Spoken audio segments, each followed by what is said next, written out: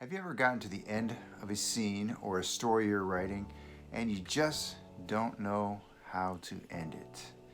Or have you been revising a scene you've written and you look at your ending and it just seems like it comes to a flat ending? There's no little bang at the end, there's no good close to the scene, and you just feel like you need a better ending, but you really don't know how to get that better ending. One way I recently came across to improve a scene was in Shawn Coyne's book, The Story Grid.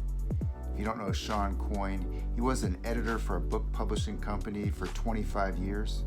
And he now has his own independent book publishing company with Steve Pressfield, the author of The War of Art. I like what Shawn says about how to improve the ending of a scene. He says the ending is a great opportunity to show a shift in the worldview of your protagonist in a memoir or a novel. As you know, readers really like to see that arc in the character. They like to see that character change from the beginning to the end of the story. So at the end of a scene, it's a great opportunity to really show how the character's worldview has shifted in that scene. If you do that over these 50 or 60 scenes in a book, right, you're showing how the character's changing throughout the book. So it's a great way to show the arc of the character by thinking at the end of the scene, how has the character changed in this scene? Look at the main event of that scene and write about how the character's thinking has changed on that particular subject that probably occurred right around the crisis of the scene where they had to make a major decision. Here's an example of how you can show a shift in a character's thinking from my own writing.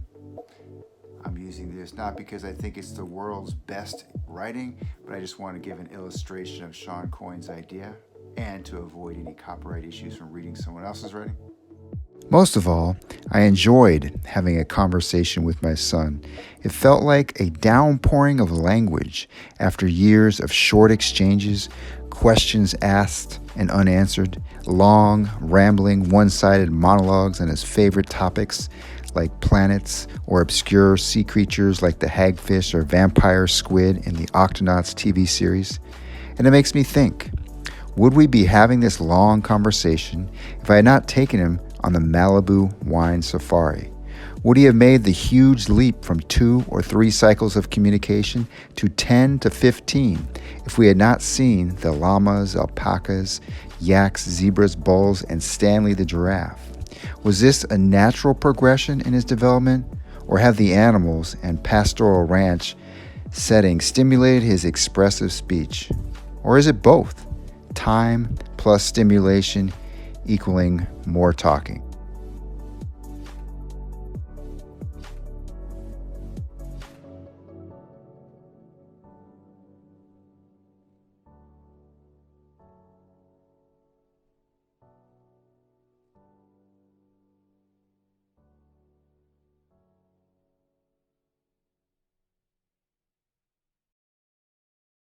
So you see there, I'm just sharing a little bit of my thoughts on what I'm learning at the end of this scene so that I'm able to show that shift in thinking kind of from one scene to the next throughout my work.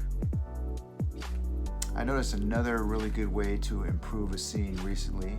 I noticed another really good way to improve the ending of a scene recently while reading Atticus Lish's The War for Gloria. What I noticed when he comes to the end of a scene, he would include a lot of details about the setting or a lot of details about a character. I noticed the effect it had on me as a reader. I noticed all those details would make me really become engrossed into the physical universe of the story before it moves from one scene to the next. If you think about it, it'd be really easy at the end of the scene to kind of look to the edges of the pages and to look around your room and maybe get distracted, look out the window, or get hungry and want to go to the kitchen and eat something. But when you're giving all those details at the end on the setting or a character, it really forces the reader to kind of hone in on each little detail, and it draws you into the story so you don't leave the story. That could happen at any moment. You could have your reader leave the story. So all those details kind of draw you in as you go from one scene to the next. Here's an example of what I'm talking about from Atticus Lish's The War for Gloria. September had arrived, the elbow of the year. The weather was still warm. He didn't see birds flying south, not yet, but the angle of the sun was different, and the ocean was turning a darker cast of blue. Molly was going back to college. He had just decided to go back to Bestway, his job, when his mother's disease progressed to her throat. So what I noticed here is just small details. September has arrived. The birds haven't flew south yet. The angle of the sun is just slightly different. These details force the reader to pay attention so you're not drifting off and looking at other things in your house as you read. And then he drops that big, small bomb at the end about his mother's disease progressing to her throat. That tells you that the main storyline, his mom getting sicker with Lou Gehrig's disease, is progressing, and it makes you want to keep reading. What I'm saying here is that as a writer, you have to be continually aware of drawing your reader in and compelling them to keep reading, because at any moment they could stop reading. So Atticus Lish does another good example here of focusing on a character to draw you in at the end of the scene. Here's a little example. While telling the story, she farted. "Oh, sorry," she said, without embarrassment. It did nothing to diminish her in Corey's eyes. She had an untouchable charisma. You can see here, it's just a little detail. She farted. And then it's Corey's reaction. It did nothing to diminish his admiration for her. So again, this tells you a little bit about a character, but the fart keeps you engaged as a reader. So you're not noticing the space between one scene and the next, where you could, as a reader, stop reading. This is like the Ken Burns effect in photography and videography, where you're zooming in and then zooming out or panning out. In our case, in writing, you're zooming in by giving a lot of details about the setting or character while fading out at the end of a scene. So I tried this technique out this morning in my own writing, just adding a lot of details to a final paragraph of a scene just to kind of close it out and keep the reader engaged in the physical universe of my story.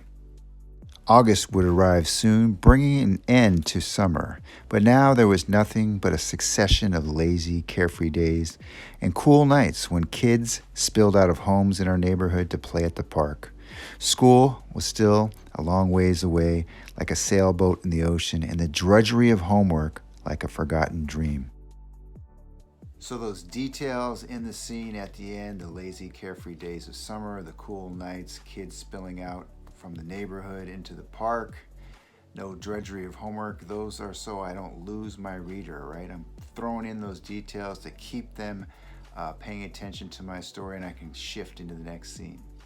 So there you have it, 2 really good ways to end a scene or to improve the ending of a scene. The first one was to show the shift in the worldview of your character so you can keep your character arcing from scene to scene.